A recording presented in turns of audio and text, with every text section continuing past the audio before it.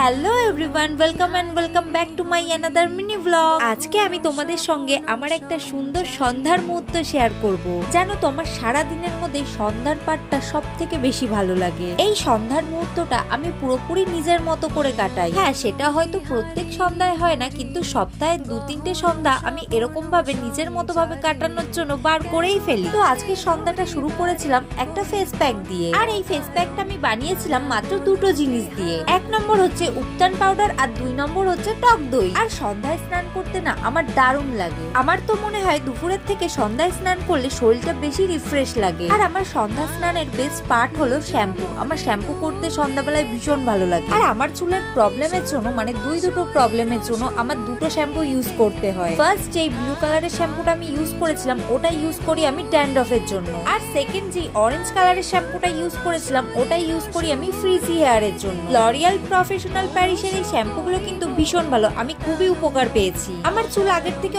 অনেকটাই ভালো হয়ে গেছে। শ্যাম্পুগুলো অবশ্যই খুবই ভালো, কিন্তু সব থেকে আমার চুল ঠিক করার পেছনে যেটা কার্যকরী সেটা হলো এই মাস্কটা। এদিকে কিন্তু আমার স্নান হয়ে গেছে, এখন আমি করব একদম হালকা পাতলা স্কিন কেয়ার। ফার্স্টে আমি ফেসে অ্যাপ্লাই করলাম গোলাপ জল। এই উইশ কেয়ারের গোলাপ জলটা আমি গিফট হিসাবে পেয়েছিলাম, এটা কিন্তু ভীষণই ভালো। আর নেক্সট আমি ইউজ করছি এই ডট অ্যান্ড কিকা ময়শ্চারাইজারটা, এটাও কিন্তু ভীষণ ভালো, আর এটাও আমি গিফটেই পেয়েছিলাম। আর তারপর আমি ইউজ করেছিলাম বায়োটিকের একটা লিপ বাম। এই লিপ বামটা আমার ভীষণ ফেভারিট একটা লিপ বাম, আর one of the best lip balm. আর তারপরে সব শেষে লাগিয়েছিলাম চুলে একটু সিরাম, আর আমি এখানে ইউজ করছি বায়োলজির সিরাম। আমি অনেক ধরনের সিরাম ইউজ করেছি, তার মধ্যে এটা আমার সব থেকে বেশি ভালো লেগেছে। এটা হয়তো আমার 3 নম্বর বোতল। দেখো, কথা বলতে বলতে কিন্তু এদিকে আমার পুরোপুরি স্কিন কেয়ার কমপ্লিট হয়ে গেছে। তারপরে তো মা আমাকে দিয়ে দিল গরম গরম 1 কাপ চা, যেটা ছাড়া আমার সন্ধ্যা একদমই কাটে না।